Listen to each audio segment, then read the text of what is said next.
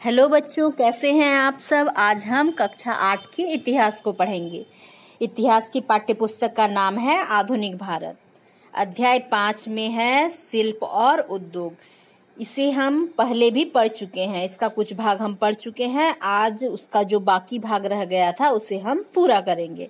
तो हमने शिल्प और व्यापार उद्योगों के बारे में पढ़ा।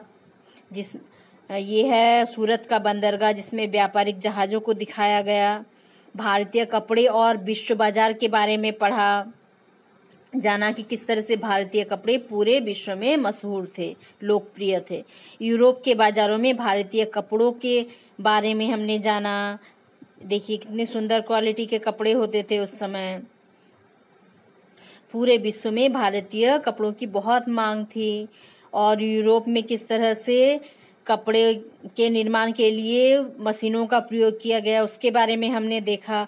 बुनकर कौन थे उसके बारे में हमने देखा था। तो यहाँ तक हम पढ़ चुके थे। तो इसके बाद का भाग आज हम इसको पूरा करेंगे। तो देखिए भारतीय कपड़े का पतन। तो भारतीय कपड़े यूरोपीय बाजार में बहुत ज़्यादा प्रचलित थे, बहुत ज़्यादा लोकप्रिय थे। उसको रोकने के लिए जो इंग्लैंड की सरकार थी उसको कानून लाना पड़ा कि भारतीय कपड़ों का उपयोग वहाँ के लोग ना करें। तो इतने मुश्किल से भारतीय कपड़ों को उपयोग के लिए रोका गया। भारतीय कपड़ों का पतन। तो भारतीय कपड़ों का पतन किस तरह से हुआ।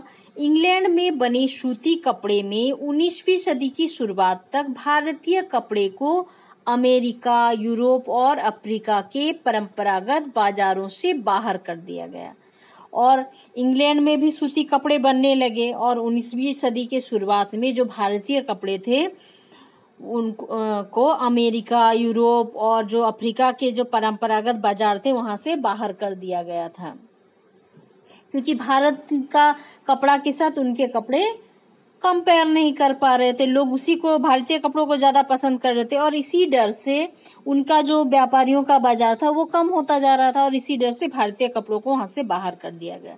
इसकी वजह से भारत के हजारों बुनकर बेरोजगार हो गए और जो कपड़ा उद्योग से जुड़े हुए बुनकर थे भारत के, जब कपड़ों का निर्यात बंद हो गया, कम हो गया, तब यहाँ भारत के जो बुनकर थे वे बेरोजगार हो गए, उनको काम नहीं मिल रहा था। सबसे बड़ी मार बंगाल के बुनकरों पर पड़ी और बंगाल से जो कपड़ा जाता था पूरे विश्व में मशहूर था। तो यहाँ का जो मलमल कपड़ा था बहुत फेमस था, तो वहाँ बहुत मांग था यूरोपीय बाजार में। लेकिन जब कपड़ों को रोक दिया गया, भारतीय कपड़ों को वहाँ जाने से, निर्यात से रोक दिया गया, तब जो बंगाल के बुनकर थे उनको बहुत ज़्यादा घाटा हुआ इससे। ब्रिटिश और यूरोपीय कंपनियों ने भारतीय माल खरीदना बंद कर दिया और जो ब्रिटेन की, यूरोप की कंपनी थी, उन्होंने भारत से जो पहले सूती कपड़ा लेके जाते थे खरीद के, उसको लेना बंद कर दिया। अब वहाँ उनके देश में ही कपड़ों का उत्पादन होने लगा, सूती कपड़ों का। इन एजेंटों ने तयशुदा आपूर्ति के लिए बुनकरों को पेशगी देना बंद कर दिया और जो एजेंट थे वे एक ऑर्डर दिया हुआ था, कुछ पैसे एडवांस दिए हुए थे। तो ये चीज़ जब बंद हो गया तब बुनकरों को वो पैसा जो देते थे वे लोग उसको देना बंद कर दिए। ब्रिटेन में सूती कपड़ा उद्योग के विकास से भारतीय कपड़ा उद्योग पर कई तरह के असर पड़े। तो इससे पहले भारतीय कपड़ों का अच्छा बाजार था यूरोप में, लेकिन जब ब्रिटेन में भी सूती कपड़ों का उद्योग लग गया तो वहाँ के व्यापारियों ने भारतीय कपड़ों का विरोध किया और वहाँ के सूती उद्योगों के विकास के कारण भारतीय जो कपड़ा उत्पादन था उस पर बहुत बुरा असर पड़ा। पहला, अब भारतीय कपड़े को यूरोप और अमेरिका के बाजारों में ब्रिटिश उद्योगों में बने कपड़ों के मुकाबला करना पड़ता था। और अब क्या था, पहले भारतीय कपड़ों की बहुत मांग थी और लेकिन वे उसकी भारतीय कपड़ों की नकल करके अपना वहाँ उत्पादन करने लगे। तो अब कंपटीशन बढ़ गया भारतीय कपड़ों और इंग्लैंड के बने कपड़ों में। दूसरा क्या था, पहला कारण ये था कि उनके कपड़ों के साथ भारतीय कपड़ों को कंपटीशन करना पड़ता था और दूसरा था भारत से इंग्लैंड को कपड़े का निर्यात मुश्किल होता जा रहा था, क्योंकि ब्रिटिश सरकार ने भारत से आने वाले कपड़े पर भारी मात्रा में सीमा शुल्क लगा दिया था और जो व्यापारी यहाँ से कपड़े लेकर वहां जाते थे तो उनको बहुत ज्यादा सीमा शुल्क देना पड़ता था अपने वहां के बाजार में घुसने के लिए। तो इतना ज्यादा सीमा शुल्क से वे परेशान हो गए थे। परेशान बुनकरों ने मदद के लिए कई बार सरकार से गुहार भी लगाई इसके लिए, लेकिन परेशानी अभी अपने और बढ़ने वाली थी। तो उनकी जो मुश्किलें थी वो पहले तो जितनी थी और वो मुश्किलें और भी ज्यादा बढ़ने वाली थी। 1830 के दशक तक भारतीय बाजार ब्रिटेन में बने सूती कपड़े से पट गए। पहले तो यहाँ से जो भेजा जाता था बाहर कपड़ा वही बंद हो गया, लेकिन इसके बाद क्या हुआ, जो ब्रिटेन में वहां जो कपड़े बनते थे वो भी यहाँ भारतीय बाजारों में पटने लगे, मतलब भरने लगे।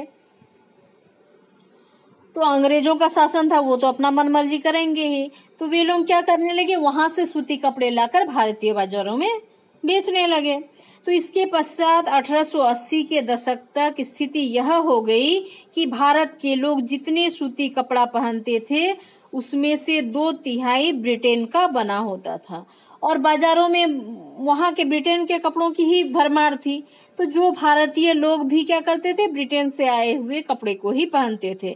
तो 2/3 जो कपड़े पहनते थे भारतीय वो ब्रिटेन का ही होता था। इससे न केवल बुनकरों बल्कि सूत काटने वालों की भी हालत खराब हो गई। और जो हमारे देश में जो कपड़ा बनता था वो लोग नहीं पहनते थे, क्योंकि हमारे देश में जो कपड़ा बनता था वो लोग हाथों से बनाते थे, चरखे पर काटते थे, सूत काटते थे, फिर उसको तांत में बनाया जाता था, बुनकर अपने हाथों से बनाते थे। लेकिन वो जो कपड़ा था जो ब्रिटेन से आता था सस्ता होता था, क्योंकि उसको मशीनों से बना जाता था, बहुत ज्यादा मात्रा में उत्पादन होता था, जिससे कपड़े सस्ते होते थे। तो इस कारण से वहां के कपड़े लोग ज्यादा पहनते थे, यहाँ के कम पे। तो क्या हुआ, धीरे धीरे यहाँ के जो बुनकर थे, सूत काटने वाले थे, उनकी हालत और ज्यादा खराब होने लगी। जो लाखों ग्रामीण महिलाएं सूत काटकर अपनी आजीविका चला रही थी वे बेरोजगार हो गई। और यहाँ क्या था, भारत में घर घर में चरखे होते थे सूत काटने के लिए। तो महिलाएं क्या करती थी, जो घर में होती थी अपना सारा काम खत्म करने के बाद सूत काटती थी, और उससे क्या होता था, उनका घर चलता था, आजीविका चलता था। लेकिन जब ये कपड़ा उद्योग ही बंद हो गए, बुनकर ही बेकार हो गए, तो ये सूत काटने वाले भी बेरोजगार हो गए। लेकिन भारत में हथकरघों से होने वाली बुनाई पूरी तरह से खत्म नहीं हुई। लेकिन जो हथकरघों से बुनाई होता था बुनकरों के द्वारा हाथ से, तो वो पूरी खत्म नहीं हुआ। इसकी वजह से यह थी कि कपड़ों की कुछ किस्में मशीनों पर नहीं बन सकती थी, लेकिन कुछ किस्में ऐसी थी जिनको मशीन में नहीं बनाया जा सकता था, उनको हाथ से ही बनना था। तो इसलिए कुछ जो बुनकर थे हाथ से बनाने वाले, कुछ हथकरघे अभी भी जीवित थे, मतलब बचे हुए थे। वो भी जटिल और मनभावन किनारियों वाली साड़ियां तथा परंपरागत बुनाई वाले कपड़े मशीन पर कैसे बन सकते थे। तो जो सुंदर जटिल बहुत महीन काम होता था वैसे कपड़े मशीन में नहीं हो पाते थे, जितना कारीगर अपने हाथ की कुशलता से बनाते थे। तो ऐसे कपड़े कहाँ से वे लोग मशीन में लाएंगे। तो इसलिए कुछ जो हथकरघे थे वो अब भी बचे हुए थे, वे भी बुनाई कर रहे थे। इन कपड़ों की न केवल अमीरों के बीच बल्कि मध्यम वर्ग में भी काफी मांग थी, और न ही ब्रिटेन के कपड़ा मिलों में वह मोटा कपड़ा बनता था जिसे भारतीय गरीब पहनते थे।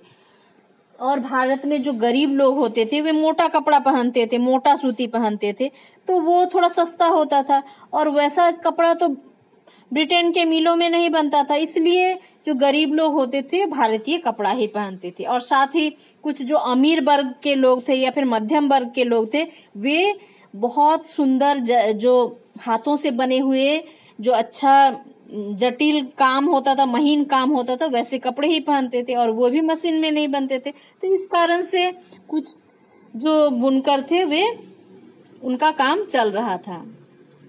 19वीं सदी के अंत में पश्चिम भारत में स्थित सोलापुर और दक्षिण भारत में स्थित मदुरै शहर बुनकरी के नए महत्वपूर्ण केंद्र बनकर सामने आए।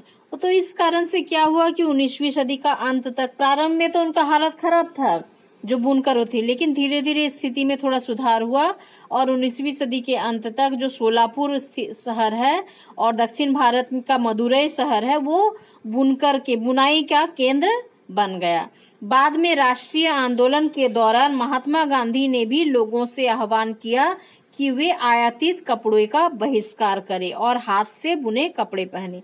और महात्मा गांधी जी का आंदोलन आपको पता है कि स्वदेशी अपनाओ, तो इसके तहत उन्होंने अपने जो स्वतंत्रता आंदोलन था उसमें विदेशी कपड़ों का बहिष्कार किया और भारत में हाथ से बने हुए कपड़ों को लोगों को अपनाने का आह्वान किया। और ये सब बहुत सारे लोगों ने किया।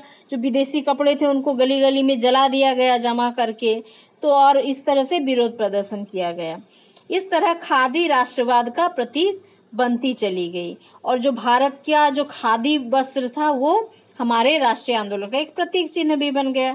चरखा भारत की पहचान बन गई और जो चरखा था ये हमारे स्वाभिमान का, हमारा स्वरोजगार का प्रतीक था, इसलिए ये भारत का पहचान बन गया। और 1931 ईस्वी में इसे भारतीय राष्ट्रीय कांग्रेस के तिरंगे झंडे के बीच वाली पट्टी में जगह दे दी गई और चरखा का इतना महत्व बढ़ गया कि जो राष्ट्रीय कांग्रेस की स्थापना की गई, पहला जो राजनीतिक दल स्थापित किया गया भारतीय राष्ट्रीय कांग्रेस, उसमें जो उनका झंडा बना 3 रंग का, जैसे तिरंगा झंडा है वही रंग था, लेकिन यहाँ पे जैसे हमारे में चक्र है तो उसमें चरखे का चित्र था बीच में, चक्र के जगह। तो इतना ज्यादा चरखे को महत्व भी दिया गया था। अब थोड़ा देख लेते हैं इस चित्र में। देखिए ऊपर भारत का चित्र दिया गया है, इसमें कुछ 18वीं सदी के आखिर में बुनाई के प्रमुख केंद्रों को दिखाया गया है। जैसे देखिए यहाँ पर है अहमदाबाद है, यहाँ अहमदाबाद का गुजरात का अहमदाबाद, यहाँ कलकत्ता, यहाँ बनारस, बुरहानपुर, ये सब क्या थे? बुनाई के केंद्र थे। यहाँ मुसलीपट्टनम में, कालीकट में, मदुरा में, बम्बई, ये सब क्या थे? ढाका में, कलकत्ता में, इधर पटना में, बनारस में, इधर पंजाब, लाहौर, इसके बाद यहाँ अहमदाबाद, पत्तन, गुजरात में भी जो सूती कपड़ा बनाने का प्रमुख केंद्र था। ठीक है, तो इस चित्र में स्पष्ट है। तो पूरे भारत में, उत्तर भारत, पूर्वी, पश्चिमी और दक्षिणी भारत, चारों तरफ हमारे देश में बुनाई का काम होता था। तो चित्र है उसमें देखिए तो पाएंगे कि 19वीं सदी के प्रारंभ में कपड़ा उत्पादन 4 क्षेत्रों पर केंद्रित था। बंगाल सबसे महत्वपूर्ण केंद्र था, जैसे कलकत्ता वगैरह, ढाका तरफ। डेल्टा की असंख्य नदियों से सटे बंगाल, और क्या है, सुंदरनगर डेल्टा है और बहुत सारी नदियां उससे सटी है, तो वहां से जो माल ले जाने आने में सुविधा होता था। और उस समय तो रेलवे नहीं था, रेलवे का स्थापना नहीं हुआ था, तो उस समय सड़क बनानी भी शुरू हो रही थी और सड़क बनना शुरू हो रहा था। तो ज्यादातर जो लेन देन का काम होता था वो नदियों के रास्ते, समुद्र के रास्ते होता था। तो पूर्वी बंगाल स्थित ढाका, जो अभी बांग्लादेश है, ठीक है, जो बांग्लादेश की राजधानी ढाका, तो पहले तो ये भारत का ही अंग था। तो पूर्वी बंगाल में स्थित जो ढाका है 18वीं शताब्दी में सबसे महत्वपूर्ण कपड़ा का उत्पादन केंद्र था। और ये शहर क्या था, मलमल और जामदानी के बुनाई के लिए बहुत ज्यादा प्रसिद्ध था। दक्षिण भारत को देखेंगे तो मद्रास से उत्तरी आंध्र प्रदेश तक फैला कोरोमंडल तट के साथ साथ सूती कपड़ा बुनाई केंद्र का एक और समूह दिखाई देगा। पश्चिमी तट पर मुख्य बुनाई केंद्र गुजरात में स्थित है। तो इधर देखिए, इधर गुजरात में भी महत्वपूर्ण केंद्र है। फिर इधर देखिए पूरा इधर तटीय भाग में कपड़ा बुनाई का केंद्र है, ये जो इधर पूर्वी भाग में पूरा तट में। तो इस तरह से कपड़ों की बुनाई के लिए समुद्री का रास्ता या फिर नदियों के रास्ते होता था, इसीलिए जो समुद्र का किनारा क्षेत्र था वहां ज्यादा कपड़े की बुनाई की जाती थी। तो झंडे में जो भारतीय राष्ट्रीय कांग्रेस का झंडा था 1931 में, उसमें चरखे को बीच में, चक्र के, अभी जो झंडा है वही 3 रंग का था, लेकिन बीच में चक्र के जगह जो चरखा था उसको स्थान दिया गया।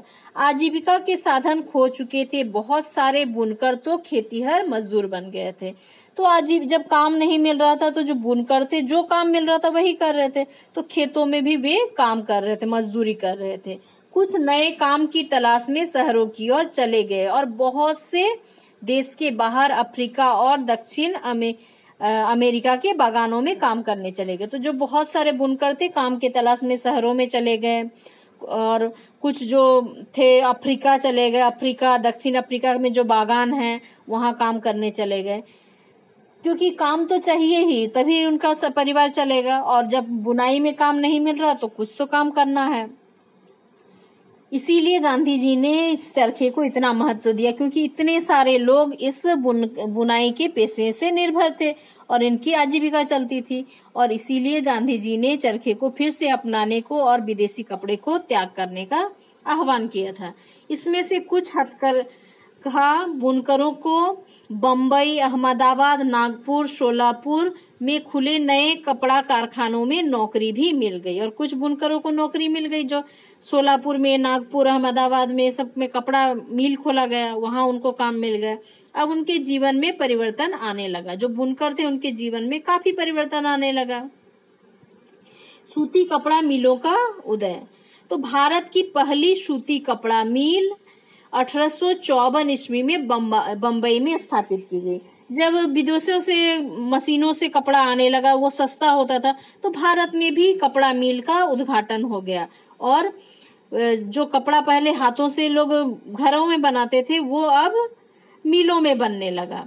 तो भारत का जो पहला सूती कपड़ा मिल था वो 1854 में बम्बई में स्थापित किया गया था।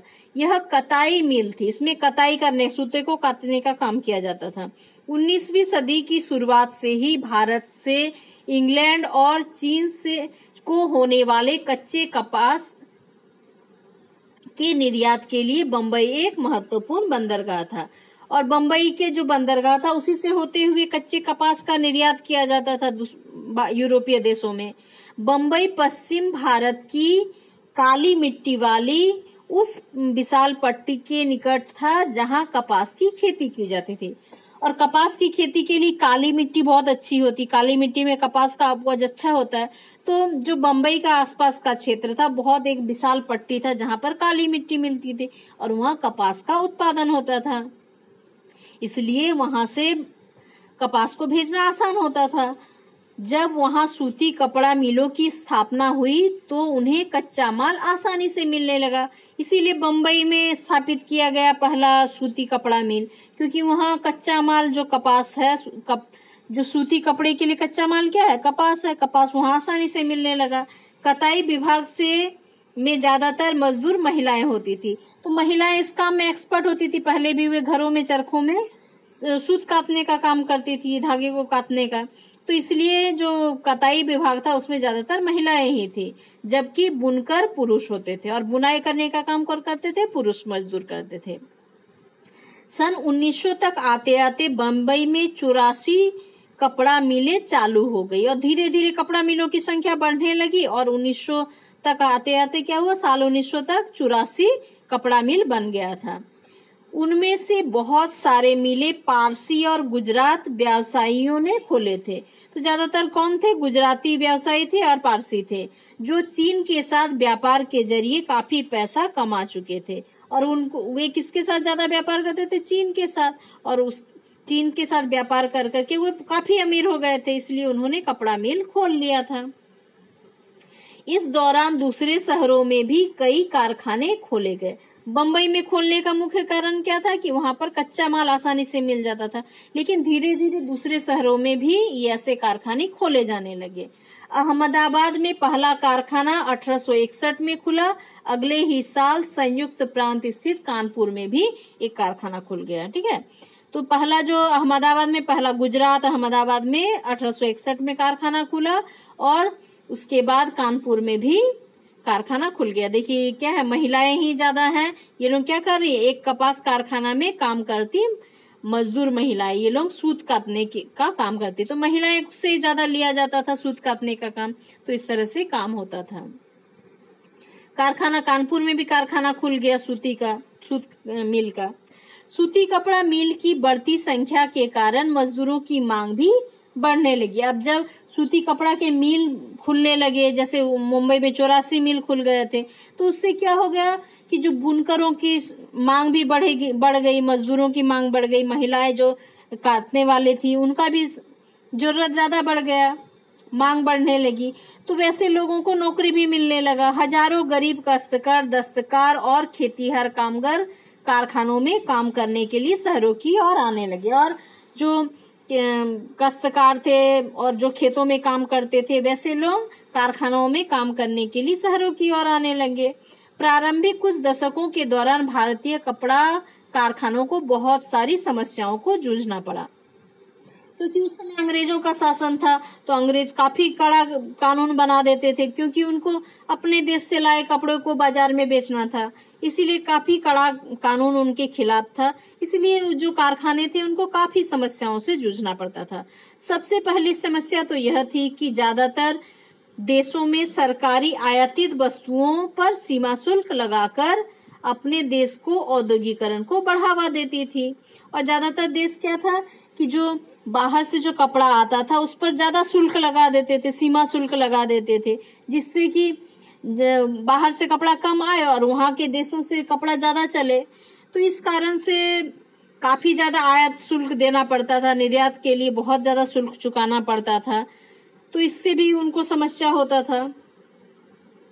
इससे प्रतिस्पर्धा खत्म हो जाती थी, और जब बहुत ज्यादा आयात शुल्क कोई देश लगाएगा तो क्या होगा कि बाहर से आने वाले जो कपड़ा व्यवसायी हैं वे कम आएंगे, तो उनके देश में जो कपड़ा मिल है वो ज्यादा चलेंगे, उनका व्यवसाय अच्छा चलेगा। तो इससे क्या होता, कंपटीशन कम हो जाता था और संबंधित देश के नवजात उद्योगों को संरक्षण मिलता था, और जो उनके देश के छोटे छोटे उद्योग थे उनको संरक्षण मिलता था और उनको कंपटीशन भी कम करना पड़ता था। इस कारण से क्या था कि भारतीय जो कपड़ा मिलता दूसरे देशों में जाने में समस्या यही हो रही थी कि बहुत ज्यादा उनका मूल्य बढ़ जा रहा था और दाम और ज्यादा बढ़ जाएगा जब उनको मुनाफा कम हो जाएगा। परंतु औपनिवेशिक भारत सरकार ने स्थानीय उद्योगों को आमतौर पर इस तरह की सुरक्षा नहीं दी। तो ये लेकिन दूसरे देश की सरकार तो ऐसा कर रही थी, लेकिन भारत क्या था, उपनिवेश था, अंग्रेजों का गुलाम था। तो अब गुलाम देश के लिए तो कोई इतना अच्छा पॉलिसी नहीं लाएगा, तो उनके देश से जो कपड़ा आता था उसका आयात शुल्क वो कम लेते थे और भारतीय देशों को सुरक्षा का वो ख्याल नहीं रखते थे, क्योंकि वो तो सिर्फ मुनाफा कमाना चाहते थे और भारत तो उनका गुलाम देश था, उनका अपना देश नहीं था। भारत में औद्योगिकरण, सूती वस्त्रोत्पादन की पहली बड़ी लहर प्रथम विश्व युद्ध के समय दिखाई दी, जब ब्रिटेन से आने वाले कपड़ों की मात्रा में काफी कमी आ गई थी और सैनिक जरूरतों को पूरा करने के लिए भारतीय कारखानों से कपड़े का उत्पादन बढ़ने लगा। ठीक है, तो जब प्रथम विश्व हुआ तो बाहर से कपड़ा नहीं आ सका हमारे देश में, और उस समय सैनिकों की जरूरतों को पूरा करने के लिए, कपड़ों की जरूरतों को पूरा करने के लिए जो भारतीय कारखाने थे उसमें उत्पादन को बढ़ाना पड़ा और उन्हीं कपड़ों से सेना को पूर्ति की गई। ठीक है, सेना को कपड़े उपलब्ध कराए गए और विदेशों से आने वाला कपड़ा नहीं आ पा रहा था। अब नेक्स्ट है टीपू सुल्तान की तलवार और बोट्स। ये हो गया, शिल्प हो गया। अब देखिए बाकी धातुओं के बारे में भी देखते हैं किस तरह से शिल्पकार थे। भारतीय इस्पात और लोह धातु की कहानी हम टीपू सुल्तान से प्रसिद्ध किस्से से शुरू करते हैं। तो जो भारत में लोह जो इस्पात था, धातु था, उसका वो कितना अच्छा क्वालिटी का था, तो इसको जानने के लिए हम टीपू सुल्तान से शुरू करते हैं। टीपू सुल्तान के तलवार बहुत फेमस था। तो ये वही टीपू सुल्तान है जिन्होंने 1799 ईस्वी को मैसूर पर शासन किया और अंग्रेजों से कई लड़ाइयां लड़ी और हाथ में तलवार लिए लड़ते लड़ते मारे गए, जो आप अगली कक्षा में भी पढ़े हैं और इस कक्षा में भी आगे के चैप्टर में पढ़े हैं कि वो अंग्रेजों के साथ बहुत सारी लड़ाइयां की उन्होंने। आंग्ल और मैसूर युद्ध काफी सारे हुए। टीपू की विख्यात तलवार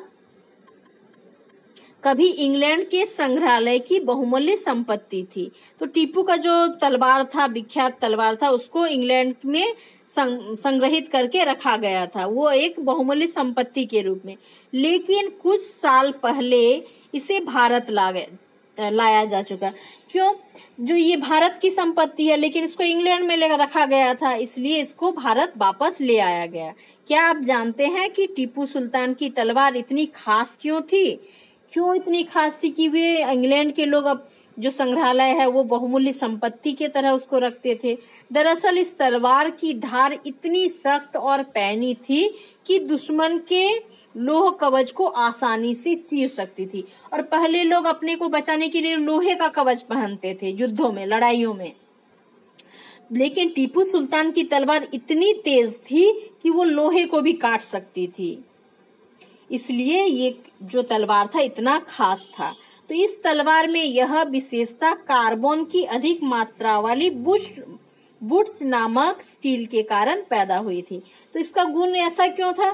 क्योंकि इसमें जो स्टील का यूज किया गया था उसका नाम था बुट्स स्टील, और इसमें जो कार्बन का मात्रा था वो बहुत अधिक मात्रा में था। तो इस कारण से वो लोहा को भी काटने का शक्ति रखता था, जो पूरे दक्षिण भारत में बनाया जाता था, और दक्षिण भारत में इस तरह का काम किया जाता था। तो इसकी यह बनावट लोहे में गड़े कार्बन के बेहद सूक्ष्म कणों से पैदा होती थी, और लोहा के में जो कार्बन के कण होते थे उसके कारण क्या होता था, इसका ये शक्ति बढ़ जाता था। टीपू सुल्तान की मृत्यु के एक साल बाद 1800 ईस्वी में मैसूर की यात्रा करने वाले फ्रांसीसी बुकानन ने इस बात का ब्यौरा दिया है कि मैसूर की सैकड़ों प्रगलक भट्टियों में बुट स्टील किस तरह बनाया जाता था। तो जो एक फ्रांसीसी टूरिस्ट आए थे तो उन्होंने बताया था अपने लेखों में कि ये जो बुट स्टील दक्षिण भारत में बनाया जाता था वो किस तरह से बनाया जाता था, भट्टियों में किस तरह से गलाकर बनाया जाता था। इन भट्टियों में लोहे को काट कोयले के साथ मिलाकर मिट्टी की छोटी छोटी हांडियों में रख दिया जाता था। तो क्या किया जाता था, भट्टी मतलब जहां पर आग लगाया जाता था लोहे को पिघालने के लिए। तो लोहे को क्या किया जाता था, लोहे को काट कोयला, मतलब लकड़ी को जलाने के बाद जो राख बच जाता था लकड़ी का टुकड़ा, तो उसको काट कोयला कहते हैं। तो काट कोयला और लोहे को मिलाकर मिट्टी का छोटा छोटा हांडी में रखकर भट्टी में जलाया जाता था। देखिए प्रगलक, ये शब्द आगे आने वाला है, प्रगलन। तो क्या है, चट्टान या मिट्टी, ठीक है, को बहुत ऊंचे तापमान पर गर्म करके धातु तैयार करने या धातु की बनी चीजों को पिघालने की प्रक्रिया, जिससे कोई चीज बनाई जाती है। तो प्रगलन क्या है, मिट्टी या फिर चट्टान को जब बहुत ज्यादा तापमान पर गर्म करके धातु तैयार किया जाता है, तो धातु से जो बनी चीजों को पिघालने की जो प्रक्रिया है, धातु को पिघालने की जो प्रक्रिया है, उसको प्रगलन कहते हैं। तो देखिए छोटी छोटी हांडियों में रखा जाता है कोयला, काट कोयला को और लोहे को।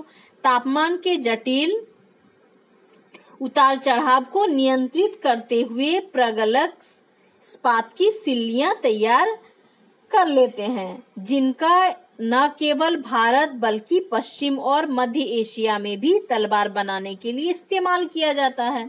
तो प्रगलक आपने ऊपर देखा कि धातु को गलाने की जो प्रक्रिया उसको प्रगलक कहते हैं। तो जब काट कोयला लोहे को एक साथ उबाला जाता है और ताप को ज्यादा कम किया जाता है, एक तो नियंत्रित किया जाता है, मतलब वो जो एक्सपर्ट रहते हैं वे जानते हैं कि कितना ताप बढ़ाना है, कितना कमाना है। तो इस तरह से इस्पात का सिल्ली, प्लेट बना दिया जाता है, और जिसका प्रयोग तलवार बनाने के लिए किया जाता है। इसको भारत के साथ साथ जो पश्चिमी और मध्य एशिया के लोग हैं वे भी तलवार बनाने के लिए इसके इस्तेमाल करते थे। बुट्स असल में कन्नड़ शब्द उक्कू, तेलुगु शब्द हुक्कू और तमिल शब्द उरुक्कू यानी स्टील का बिगड़ा हुआ अंग्रेजी शब्द है, ठीक है।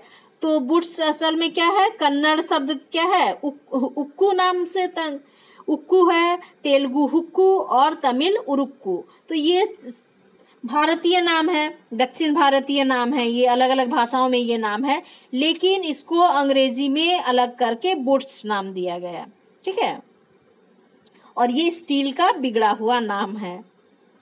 भारतीय बुट स्टील ने यूरोपीय वैज्ञानिकों को काफी आकर्षित किया, और ये जो बुट स्टील थी इसको लेकर जो यूरोपीय वैज्ञानिक थे काफी उत्साह में रहते थे कि कैसे ये किस तरह से इतना सुंदर, इतना मजबूत किस तरह से बनाया जाता था, तो उनकी उत्सुकता इसके प्रति बनी रहती थी। विश्वविद्यालय वैज्ञानिक और बिजली व विद्युत चुंबकत्व का आविष्कार करने वाले माइकल फैराडे ने भारतीय बुट स्टील की विशेषताओं को 4 सालों तक अध्ययन किया। 1818 से 22 तक इसका अध्ययन किया। जो विख्यात वैज्ञानिक थे जिन्होंने बिजली और जो विद्युत चुंबकीय का आविष्कार किया था, मतलब तांबे की कुंडली में चुंबकीय प्रभाव किस तरह से लाया जा सकता है, तो इसका जिन्होंने आविष्कार किया था माइकल फैराडे, तो उन्होंने ही भारतीय बुट स्टील की विशेषताओं को लेकर 4 साल तक अध्ययन किया। परंतु दक्षिण भारत में इतनी प्रचलित बुट स्टील निर्माण की प्रक्रिया 19वीं सदी के मध्य तक आते आते पूरी तरह लुप्त हो चुकी थी और धीरे धीरे ये जो बनाने का जो प्रक्रिया था, बनाने वाले लोग थे, ये प्रक्रिया कम हो गया था, बंद हो गया था और ये समाप्त हो गया था। तो क्या 19वीं सदी का मध्य तक, तो क्या आप बता सकते हैं कि ऐसा क्यों हुआ होगा? तो भारत पर अंग्रेजों की जीत के साथ ही यहाँ की तलवार और हथियार उद्योग समाप्त हो गया और भारतीय कारीगरों के द्वारा बनाए गए लोहे के इस्पात का स्थान इंग्लैंड से आए लोहा और इस्पात ने ले लिया, क्योंकि भारत अब गुलाम था। तो वे लोग इंग्लैंड से लाकर ही जो लोहा और इस्पात कराते थे वही उसी का इस्तेमाल किया जाता था और भारतीय जो पहले से प्राचीन काल से चली आ रही जो इस्पात लोहा का जो कारखाना बनाने का जो भट्टी था, ये सब धीरे धीरे बंद होता गया और अंग्रेजों ने अपने षड्यंत्र से बंद कर दिया। देखिए 18वीं शताब्दी के अंत में टीपू सुल्तान का जो तलवार था, ये तलवार था जिसको संग्रहालय में रखा गया था इंग्लैंड में। तो ये था बुट स्टील से बना हुआ और इसकी धार इतनी तेज होती थी कि ये लोहे के चादर को भी काट सकता था। जो लोहे का कवच होता था उसको भी ये काटने का शक्ति रखता था। गांव की उजड़ी हुई भट्टियां, तो जो भट्टियां बनती थी जिसमें तलवार बनाए जाते थे, लोहा और को गलाया जाता था, तो ऐसी भट्टियों का क्या हुआ वो देखते हैं, कैसे ये समाप्त हो गए। बुट स्टील उत्पादन के लिए लोहे के परिशोधन की बेहद परिष्कृत तकनीकी की आवश्यकता थी। तो इसके लिए बहुत उन्नत तकनीकी की आवश्यकता थी, एक्सपर्ट की आवश्यकता थी। परंतु भारत में 19वीं सदी के अंत तक लोहे का प्रगलक एक सामान्य गतिविधि था, लेकिन ये क्या था, एक सामान्य प्रक्रिया बन गया था। खासतौर से बिहार और मध्य भारत के हर एक जिले में ऐसे प्रगलक कारगर थे। तो ये क्या करते थे, लोहा बनाने का काम करते थे। तो बिहार या फिर जो मध्य भारत में हर गांव में आपको लोहा बनाने वाले मिल जाते थे, जो लोहा बनाने के लिए लौह अयस्क के स्थानीय भंडारों का इस्तेमाल करते थे और जो स्थानीय रूप से लोहा मिल जाता था उसी का उपयोग वे जो लौह अयस्क मिल जाता था उसी का उपयोग लोहा बनाने के लिए करते थे। लोहे के अलग अलग वस्तुओं को बनाने में करते थे। इससे लोहे के कारखाने में दैनिक इस्तेमाल के औजारों तथा साधन बनाए जाते थे। लेकिन इसमें क्या होता था, पहले जो हथियार बनाए जाते थे वो खत्म होकर अब क्या दैनिक जैसे लोहे की कढ़ाई और कृषि में काम में आने वाला जो कुदाल वगैरह, कटारी और हंसुआ वगैरह, ये सब बनाने में इस्तेमाल किया जाने लगा। ज्यादातर भट्टियां मिट्टी और धूप में सुखाई गई ईंटों से बनी थी। तो ईंट से बने जो भट्टी होती थी पहले, तो वही ज्यादा इतने छोटे छोटे चीज बनाते थे, तो बड़ी बड़ी भट्टियां नहीं होती थी। प्रगलक का काम पुरुष करते थे जबकि महिलाएं धोकनी चलाती थी। तो गलाने का काम पुरुष करते थे, लेकिन धोकनी मतलब जो आग को जलाने के लिए पंप जैसा होता था, तो उसको धोकनी कहते हैं। तो ये काम महिलाएं करती थी। वे कोयले को लगातार दहकने के लिए हवा में फेंकती रहती थी और जो महिलाएं थी वो आग को जलाने के लिए, प्रगलक को जो भट्टियां थे उसको जलाने के लिए कोयला डालती रहती थी। 19वीं सदी के अंत तक आते आते लोहे के प्रगलक का हुनर खत्म होने लगा था। तो ये जो कला था पहले बुट स्टील को बनाने का दक्षिण भारत में जो चला था, वो धीरे धीरे कम होने लगा। ज्यादातर गांवों में भट्टियां ठंडी पड़ चुकी थी और लोहे का उत्पादन गिरता जा चुका था। और ये उत्पादन धीरे धीरे कम होता गया था। जो पहले ज्यादा स्तर से बनता था वो धीरे धीरे कम होने लगा अंग्रेजों के आने के बाद। तो ऐसा क्यों हुआ होगा?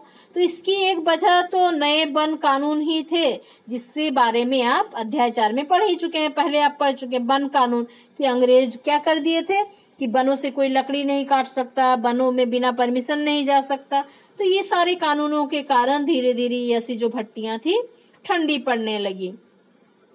जब औपनिवेशिक सरकार ने आरक्षित वनों में लोगों के प्रवेश पर पाबंदी लगा दी, तो अंग्रेज क्या करते थे, लोगों को प्रवेश करने से पाबंदी लगा देते थे जंगलों में। जो पहले संथाल आदिवासी लोगों का जंगल पर अधिकार था वे धीरे धीरे कम होने लगा। तो देखिए पलामू झारखंड का लोहा कारीगर है। देखिए किस तरह से भट्टियों में काम कर रहे हैं इस तरह से, ठीक है। तो ये ग्रुप में होता था काम, बहुत सारे लोगों को मिलकर काम करना पड़ता था। तो कानून के अनुसार अंग्रेजों ने पाबंदी लगा दी जंगल पे जाने को। तो लोहा बनाने वालों को कोयले के लिए भला लकड़ी कहाँ से मिलती और लोह अयस्क भी वे कहाँ से ले पाते थे, क्योंकि उनको सारे चीजों में पाबंदी लगा दी।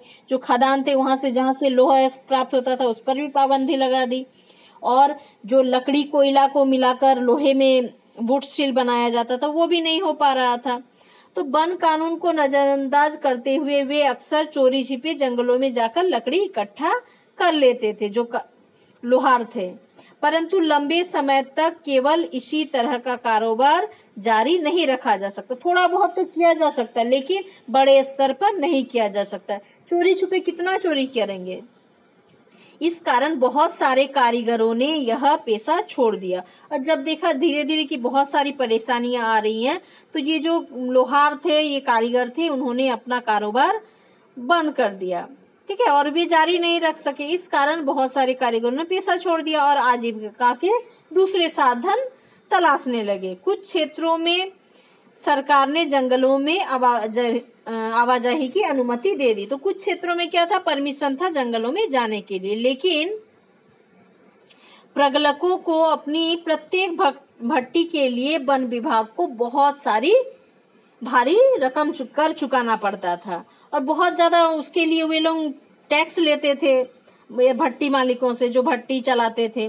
तो जिससे आय भी गिर जाता था। और यदि इतना पैसा वे जंगल में काट को लकड़ी लाने के लिए दे दे तो उनको लाभ बहुत कम होता था, उनका अपना घर चलाना ही मुश्किल हो जाता।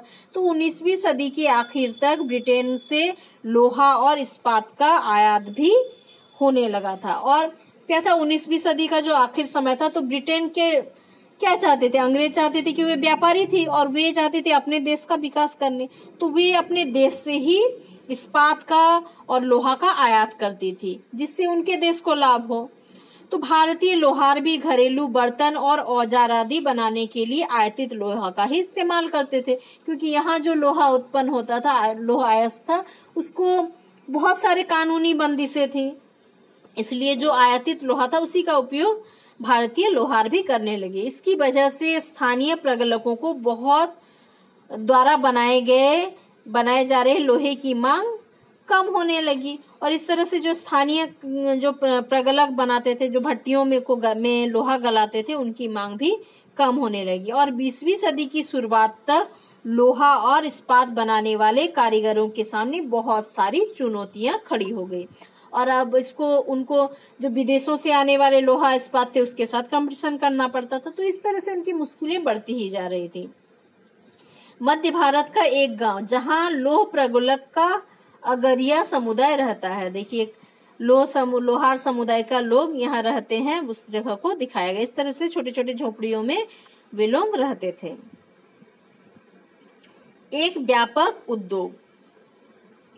वर्ष 1904 की बात है। अप्रैल के महीने में अमेरिकी वैज्ञानिक चार्ल्स बेल्ड और जमशेदजी टाटा के सबसे बड़े बेटे दोराबजी टाटा छत्तीसगढ़ में लौह अयस्क भंडारों की खोजबीन करते घूम रहे थे। तो जमशेदजी टाटा का नाम आप सुने ही होंगे, लौह स्टील प्लांट जो है जमशेदपुर में, तो उन्हीं के द्वारा स्थापित है।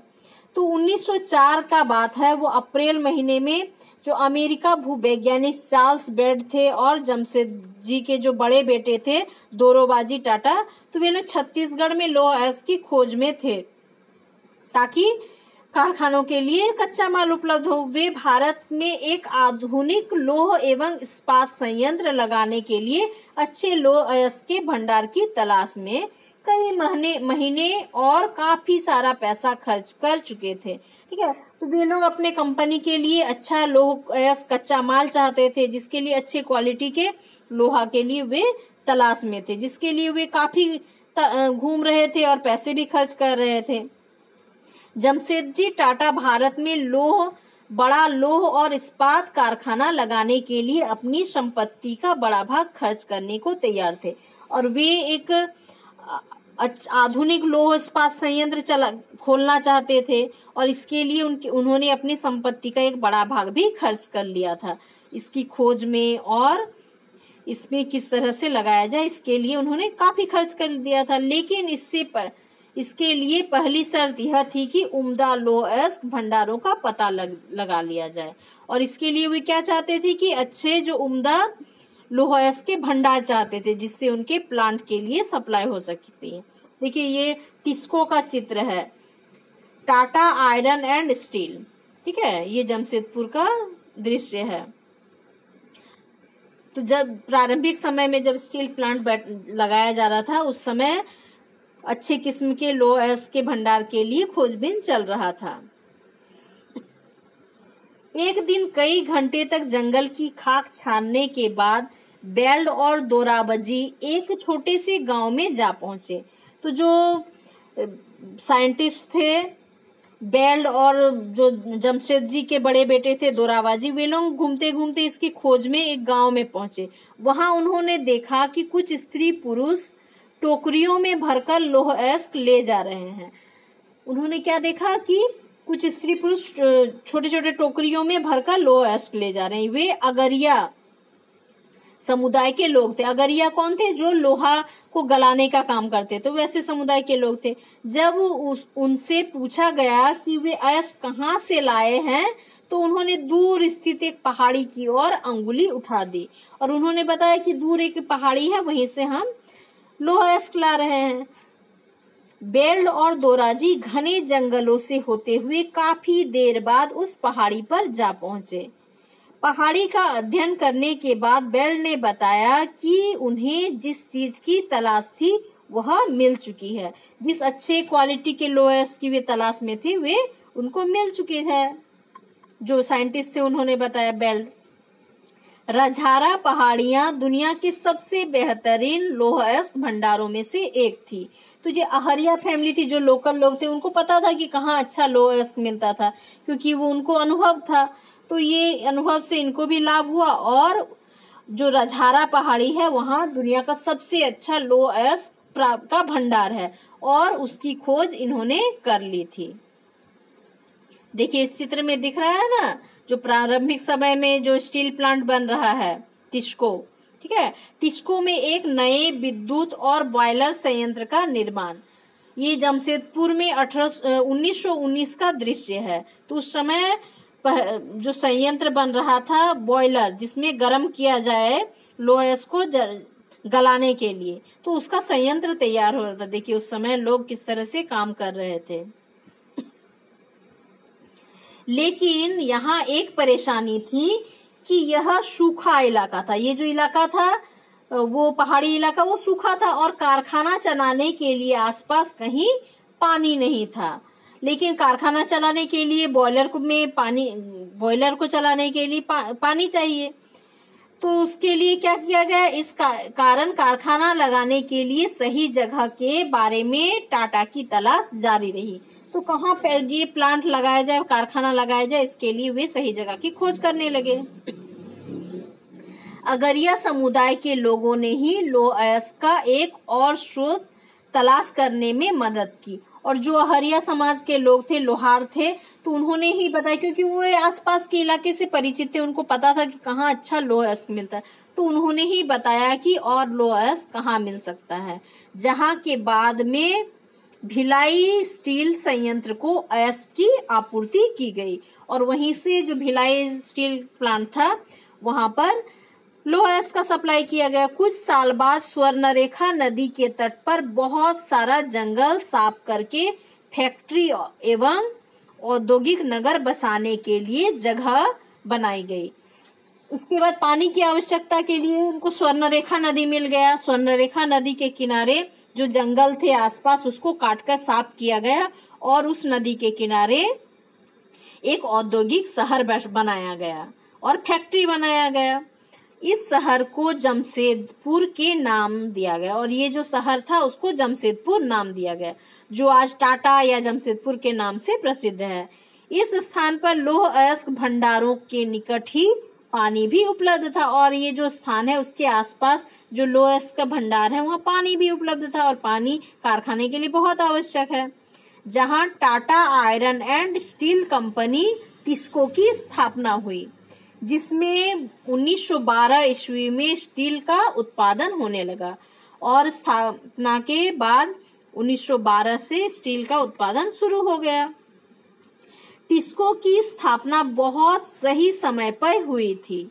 19वीं सदी में भारत आमतौर पर ब्रिटेन में बने स्टील का आयात कर रही थी। तो 19वीं सदी तक क्या कर रही थी, जो भारत में ब्रिटेन से जो स्टील आते थे उसका ही आयात करती थी, तो भारत को विदेशों से मंगाना पड़ता था स्टील। भारत में रेलवे विस्तार की वजह से ब्रिटेन में बनी पटरियों की यहाँ भारी मांग थी। तो क्या था कि भारत में जो रेलवे का था वो विस्तार होने लगा था और ब्रिटेन में जो बनी पटरियां थी भारत में बहुत मांग थी इसकी। काफी समय तक भारतीय रेलवे से जुड़े अंग्रेज विशेषज्ञ यह मानने को तैयार ही नहीं थे कि भारत में भी श्रेष्ठ इस्पात का निर्माण किया जा सकता है, संभव है। तो वे लोग मानने को तैयार नहीं थे, इसलिए पटरियों के निर्माण के लिए इंग्लैंड से ही पटरियां लाई जाती थी। जब टिस्को की स्थापना हुई तब हालत बदलने लगे। 1914 ईस्वी में पहला विश्व युद्ध हुआ। जब पहला विश्व युद्ध हुआ, ब्रिटेन में बनने वाले इस्पात को यूरोप में युद्ध संबंधित आवश्यकताओं को पूरा करने के लिए झोंक दिया गया और ब्रिटेन में जो इस्पात बन रहा था उसको युद्ध में ही पूरा लगा दिया गया। इस तरह भारत आने वाले ब्रिटिश स्टील की मात्रा में काफी गिरावट आई। तो जब युद्ध में वो उनका स्टील लग गया तो भारत में आयात कम होने लगा और रेल पटरियों के लिए भारतीय रेलवे टिस्को पर आश्रित हो गई। जो भारतीय रेलवे थी वो टिस्को पर आश्रित हो गई। टिस्को के जो इस्पात थे, जो पटरियां थी उस पर आश्रित हो गई, तो वहां से बनने लगे पटरियां। जब युद्ध लंबा खिंच गया तो टिस्को को युद्ध के लिए गोलों की खोल और रेलगाड़ियों के पहिए बनाने का काम भी सौंप दिया गया। युद्ध चलता गया तो इंग्लैंड से अब नहीं आ पा रहा था इस्पात, तो टिस्को के द्वारा ही जो युद्ध में लगने वाले तोपों में जो गोले लगते हैं उसका खोल बनाने का काम, जो रेलगाड़ी थी उसके पहिया बनाने का काम टिस्को को सौंपा गया। 1919 ईस्वी तक स्थिति यह हो गई कि टिस्को में बनने वाले 90% इस्पात को औपनिवेशिक सरकार ही खरीद लेती थी। तो 90% जो इस्पात बनता था तो वो अंग्रेज सरकार ही खरीद लेती थी, क्योंकि उनका प्रथम विश्व युद्ध चल रहा था, उसमें काफी खपत थी इस्पात की। जैसे जैसे समय बीता, टिस्को समूचे ब्रिटिश साम्राज्य में इस्पात का सबसे बड़ा कारखाना बन चुका था। सूती कपड़े की तरह लोहे एवं इस्पात के मामले में भी औद्योगिक विस्तार तभी शुरू हुआ जब भारत में ब्रिटिश माल आयात किया जाने लगा और भारतीय औद्योगिक वस्तुओं की मांग में इजाफा हुआ। ये बदलाव पहले विश्व युद्ध के दौरान और उसके बाद सामने आया और जैसे जैसे राष्ट्रीय आंदोलन आगे बढ़ा, औद्योगिक वर्ग ताकतवर होता गया। जो औद्योगिक वर्ग था, जो इंडस्ट्रियलिस्ट थे, वे ताकतवर होने लगे और सरकारी संरक्षण की मांग भी बुलंद होने लगी कि हम लोग को भी संरक्षण चाहिए। भारत का अपना नियंत्रण बनाए रखने के लिए संघर्षरत जो ब्रिटिश सरकार थी, औपनिवेशिक शासन के आखिरी दशक में इनमें से बहुत सारी मांगे उनको माननी पड़े। इन उद्योगपतियों की युद्ध की जरूरतों को पूरा करने के लिए टिस्को को अपनी क्षमता और फैक्ट्री का आकार बढ़ाना पड़ा और विस्तार का यह काम युद्ध के बाद भी चलता रहा, क्योंकि प्रथम विश्व के युद्ध के लिए उनको काफी सप्लाई देना पड़ा। अब है हेवी इंजीनियरिंग कॉरपोरेशन, HEC। तो हेवी इंजीनियरिंग कॉरपोरेशन लिमिटेड की स्थापना 1958 ईस्वी को किया गया। आजादी के बाद तत्कालीन जो प्रधानमंत्री थे जवाहरलाल नेहरू जब रूस गए तब वहां भारी मशीनों और कंपनियों को देखा और भारत में भी ऐसी कंपनियां स्थापित करने का विचार उनके मन में आया ताकि भारत औद्योगिक क्षेत्र में आगे बढ़े। यह भारत का सबसे बड़ा समन्वित अभियंत्र कारखाना था। ठीक है, तो उनके आने के बाद यहाँ भी कारखाना लगाया गया।